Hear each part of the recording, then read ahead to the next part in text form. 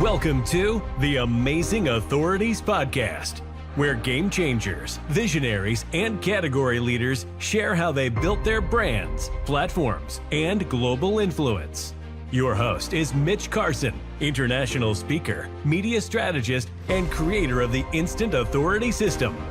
If you're ready to learn from those who've done it and want to become the go-to expert in your space, you're in the right place. Todd Hagopian is in the house today, and I have been looking forward to this. I don't even want to say interview. I'll call it conversation, because Todd is in the US. I'm currently in Thailand conducting this conversation. And I first want to, let's give it a round for Todd Hagopian that made it all the way from his living room into his study to go through this interview process. Thank you. I really appreciate this. And Todd, we had a little bit of a pre-chat, and I want to go over some of these things that you discussed. That I read your wow bio. I mean, you've done a lot, and you're not even old. You've done a lot at a young age. It's like you're a superhuman who understands laziness, and what it can do is your stagnation. Isn't that what you're hanging your hat on? Is getting rid of stagnation? That's exactly right. Yeah, the tagline for the website and everything is declare war on stagnation.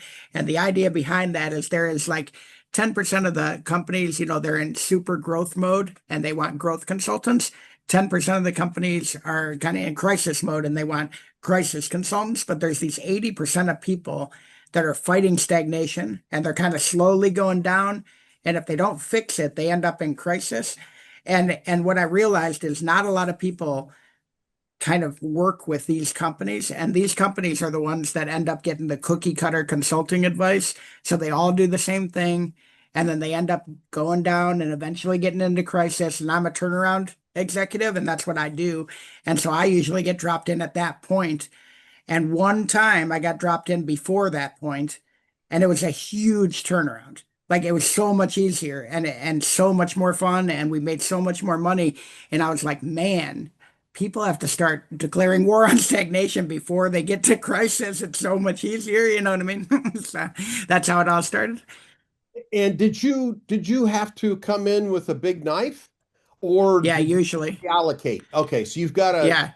Yeah, usually when you're a turnaround executive, they basically give you 24 months or less, and you're coming in and just and yanking and changing and moving people out, moving people in. But I'll tell you what, when you catch it before crisis, you can do things a lot differently, and you can do things a lot smarter. You know what I mean? And it comes out, and when you do make that turn, the hockey stick is just incredible. Whereas crisis consulting, you have to stop the knife, mellow out, and then turn. You know what I mean? If you catch it in this slow burn and you turn it, you can hockey stick this thing. And it was a big key learning to me to realize how much you could make, how much money you can make if you declare war on stagnation rather than waiting until you're losing $2 million a year. Now, in most companies around the world, the biggest line item expense is personnel. Yep. Payroll. Yeah. That is how does AI factor into what you're doing today? Yep. So let's put it this way. I think AI is obviously going to replace some jobs, but more importantly, I think what it's going to do is the people who can learn to use it and become more productive. This whole discussion is probably going to center around productivity. The people who can use AI to become more productive and better at their jobs are going to be the ones that catapult forward. And what you're going to find is that these super achievers are actually going to get lapped by the pretty good that know how to use AI. You know what I mean? Because if you can drive productivity, you're going to move up. And then as you move up, AI becomes even more important, because if I can multiply, if I become a multiplier where like 9 people become more productive because of things I'm doing, you know what I mean? Then my division's going to do that much better, and then 90 people, and then 9,000 people. So that's how I think AI is going to play into it. Is there are going to be jobs that go away, but for the most part, it's going to be the people who learn how to use AI in a way for themselves to be more productive. Yeah, and you talk about productivity. We're all familiar with the 80-20 principle Mhm. named by the Italian, Mhm. I think he was an economist, Pareto. Yeah. And you've created a system which is more the 4%, 80-20 squared. Where Yeah. where did you uncover and Yeah. discover this? Yeah, so interesting. Everyone talks about 80-20, right? Everyone talks a good game. There's only a handful of companies in the US that really know 80-20, and the people that know 80-20 know what companies I'm talking about. But ITW is kind of the king of 80-20. And so I cut my teeth at ITW in ITW. 2015. Oh, ITW. Illinois Tool Works. It's about a $30 billion company here. But they're kind of the kings of 80-20. They're the ones that systematized it. There's a whole bunch of 80-20 companies now that have spawned off from former ITW folks. And it was the first place I ever got to run a whole business. But I actually joined as a senior manager and kind of moved on up. And ITW is really, really good at making money. And the key to it was their 80-20 methodology, where they would do quadrants and quartiles.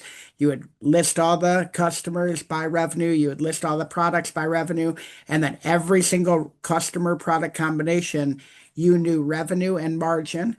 And then each quadrant you would treat differently. Your A customer A product you would treat differently than your A customer and B product. And you had strategies for each quadrant.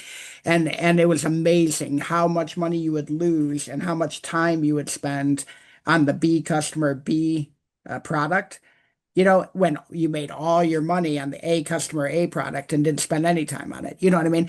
And so as I got away from ITW, I took the 80-20 to other places, and I was in these extreme turnaround situations. And I was like, wow, we have to do even more. So then we came up with the 80-20 squared, which basically is just doing the Pareto principle on your top A customers and A products. So you take the top 20% and then you do it again. And you do the 80-20 up the top 20%. And the idea here is everyone knows, right? It's so much easier to sell something to somebody who's already an avid customer. So it's just a matter of increasing market share, increasing profit, increasing what can you sell to them that is inside of your 80, which can mean a lot of different things, but basically that's really easy to make and really easy to sell and you're really good at and you've got some differentiation from the marketplace, you know what I mean? And so for example, if you can take your 27% close rate with those folks and turn it to 40%, you might, close to double your business, or you could go out and find 150 other customers. Do you know what I mean? Like those are your choices. So the 80-20 is all about focusing on your most profitable, most loyal customers who are buying your most profitable, most easy to make product where you have some differentiation, if that makes sense. Totally. Yeah, I love that. And you said something that I'm going to create a sticky note and probably a poster. Make the most money every minute of the day. Yep. So the mantra is make as much money as you can every minute of the day. That's what we always say. Every day we say it. And that goes for everybody, right? Like my team, I want the product guys thinking that way, the sales guys thinking that way, all the way down to the manufacturing guys and the engineers, which is extremely important, right? Because there are a lot of jobs out there, supply chain engineers, where that's not necessarily their focus. Their focus is maybe a metric or getting a project done and things like that. And when you center everybody around making as much money as you can every minute of the day, it completely changes your company because now basically we do a prioritization and that's what we base it on. And so now if you're not working on one of these top 5 or 10 things, you're supposed to raise your hand and it's called the raise your hand rule. And we have to justify why you're doing it. So you have this list, you know what we're making money on this year. And if I ask you to do something that's off that list, you get to raise your hand and question me on why we're doing it. And sometimes it's going to be, sorry, boss man said we have to, or something like that. But most of the time we'll sit back and either we'll have a good answer or we'll sit back and be like, that's a good point. Like, let's reevaluate this and see if you should be spending your time doing something else. Well, I want to dig a little bit deeper because this was an emotional, it could be emotional, but it was a profound impact saying to make the most amount of money you can every minute of the day. Yeah. Can you change the wording? And you have four boys, and I presume you Yep. have a wife that Mhm. goes with it. Yep. That's Okay. right. And okay, can we change that a little bit, that framework to apply to be kind about kindness? Can Yep. it also Hmm. apply to helping people? Can it Hmm. apply? So how would that spill over, be do some little act Hmm. of kindness to affect the Yep. spillover every single day? Yep. And it's basically a productivity framework, right? Right. So whatever you're passionate about, it can be applied to. It can be write as many pages as you can, every minute Our of the book, day. It can, right. yep, it can be, it can be I'm gonna change as many lives as I can every minute of the day. You know what I mean? Like, it can be any of those things. And the whole point is that it drives back to prioritization, right? If you want to change as many lives as you can every minute of the day, then let's look at your calendar, because your calendar doesn't lie. And what are you doing? What are you spending your time on? Because if 50% of your time is spent on stuff that's not helping people, then you're not helping as many people as you can every minute of the day. And if 50% of your time is on meetings about meetings and report outs about report outs and talking about innovation that you can't afford, then you're not making as much money as you can every minute of the day. You know what I mean? So it's all about how are you spending your time and really evaluating your calendar, because that's how you can confirm. It's really that easy. I walk in, an employee gives me their calendar, and I can tell you if we're making money or not. Wow. I mean, that's profound, Todd. I mean, this is a real game changer for me on not just for business, because I'm at Sure. a point where I like to tell myself I'm slowing down, but I haven't slowed down. I like working. I like Yeah. being productive. I think it feeds me productivity. And and I may watch a little bit too much Netflix and binge on it, Yeah. and that's lost time that I can never replace. Hmm. And is it taking me out of my primary mission? And even Yep. like we were talking about, when you're working for a large company like ITW, Hmm. Yep. the engineers are critical. They're the Hmm. ones that make the products that work. Yep. But when you shifted their thinking from products to profits, what Yep. happens to an organization from the It's so funny because we were just talking about this today because we're in year two of our turnaround here, and what I told them is all these things we've had an amazing year, and all these things that we've done, increased capacity and lowered lead time and doubled sales and this and that, we've done all these things, and I said, what you guys don't get is that the engineering prioritization thing we're about to do is bigger than all of it, because your engineers will drive your revenue, and most people don't see it that way. But if I can have the engineers working 100% of the time on either projects that are driving revenue or projects that allow me to drive twice as much revenue next year, then think about the 10 things that your engineers are working on right now, and I bet you seven of them don't fall into one of those two categories. Make as right? much money as I can today, or make as much money as I can tomorrow. They don't fall into them. They're working on other stuff. And even if they think they do, look at their calendar and then tell me how many hours a day they're spending on those two things. You know what I mean? And the engineering prioritization is a bear. It sucks for 3 months. You know what I mean? Because you're all arguing over what the prioritization should be, and the engineers want to do this and want to do that. But once you get the prioritization down, all you do is make money. And the meetings go from 90 minutes down to 15. And it's just Oh, everybody gets it. You know what I mean? They all get it. They're like, here are the top 10. Nothing in this top 10 gets worked on.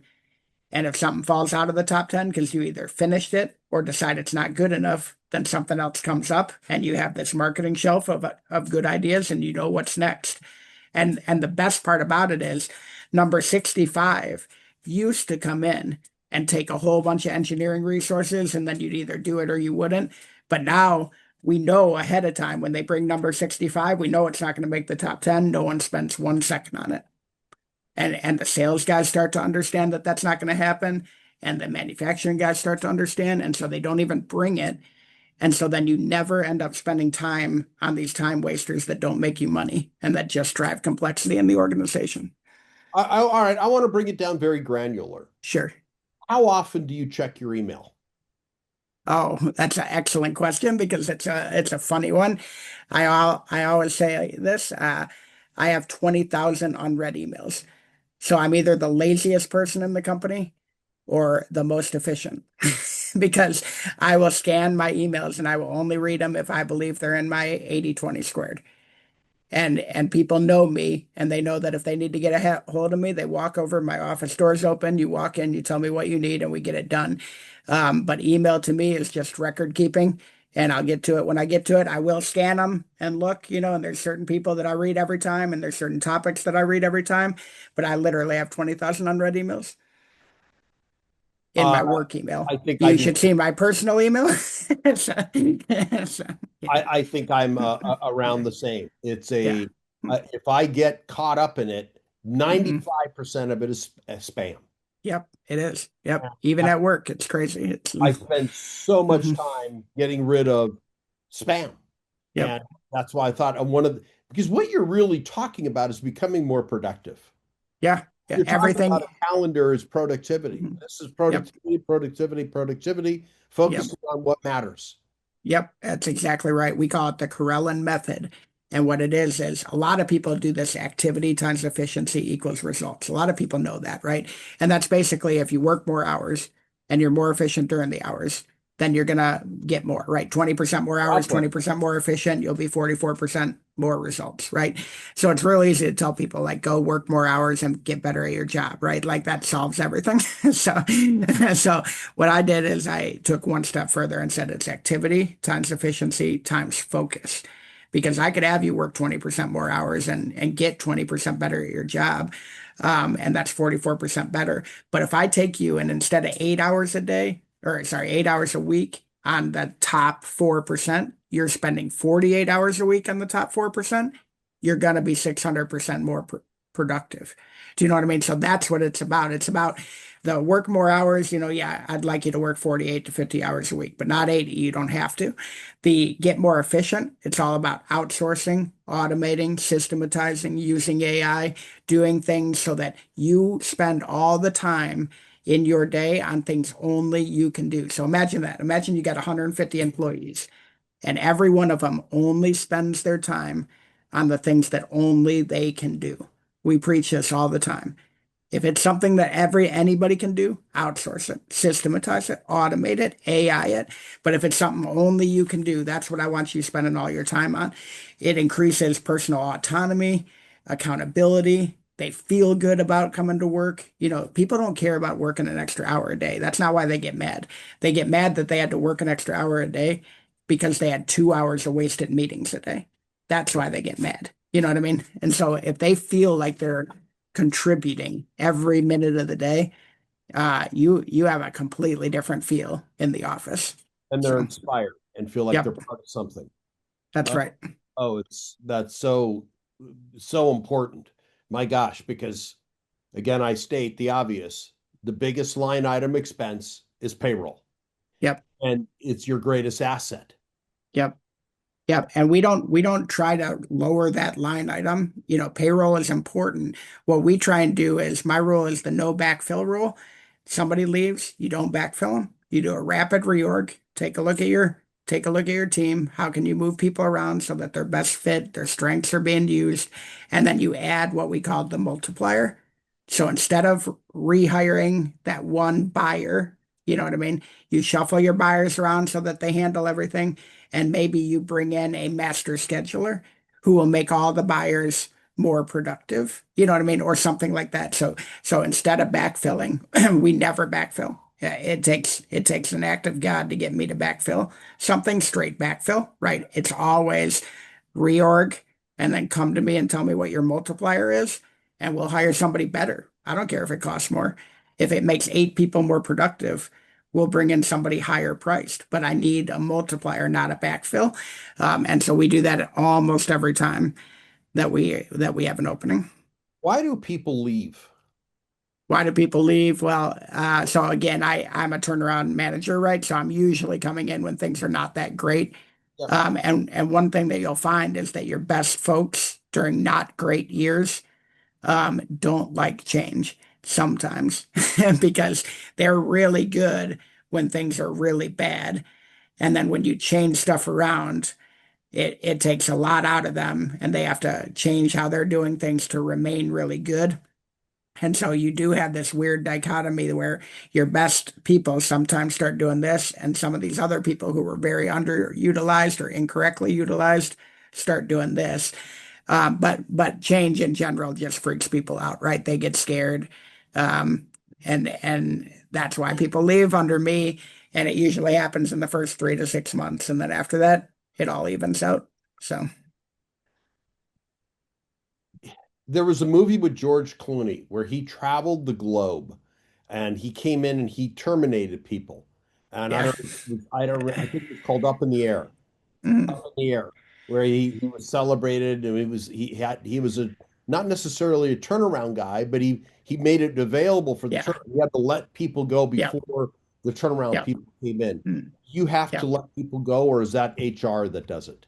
No, I handle every one of those. And I think that's important too. And I've been on the other side of that table. You know what I mean? So like you have to and once you're on the other side of the table, by the way, it hits you a lot different. You know what I mean? So then it makes a lot more sense. And no, I make sure I'm in every one of those meetings and I try not to make it a cornerstone of my thing either. You know what I mean? Like a lot of times when I do that, it's because we're actually consolidating plants or something like that. Most of the time, I try to use attrition and then reorg, attrition and then multiplier. You know what I mean? But there are certainly times when you have to do it, especially when you're in a real bad turnaround position. And I make it, first of all, doesn't matter whose order it was, it's my decision, right? So, like, first of all, I own it. I tell everybody it was my call. I don't care if my boss made me do it. You know what I mean? It was my call. I chose the people, and I'm going to sit in the meetings and make the discussion. So, Do you ever get emotional outbursts from these people, oh or yeah, oh, yeah, okay, yeah, all yeah, right, yeah, yeah. No, feels it all. it goes that way all the time. So, I mean, you know, I'd say 80% of the people usually are able to keep it relatively professional, but probably 20% of the time it's pretty bad. And I remember when it happened to me, and I sat there and I was professional about it. But I mean, it's certainly, you know, I can certainly understand why people wouldn't be. So I don't hold it against people when they're in that situation. So But nobody's come out and physically attacked you or anything. no, no, we've had people we've watched and had to be real careful with, and had multiple people kind of walk out and that kind of stuff, but nothing physical. Got it. Got it. No, Yep. I've been on both sides as well, and Yep. in my early career, and I that's Yep. what pushed me to think, well, I'd rather be in control, Yeah. than being on Yeah. that side. It didn't feel good, but it was a Yeah. learning experience. You learn from all these experiences. And Todd, where Yeah. can I get in touch with you? Yeah, so toddhagopian.com is my website. I have like 200 articles on there, so lots of stuff for free. I believe in giving all this stuff away for free and having great conversations. So they can contact me through that website. They can contact me on LinkedIn or Twitter. I'm big on both of those.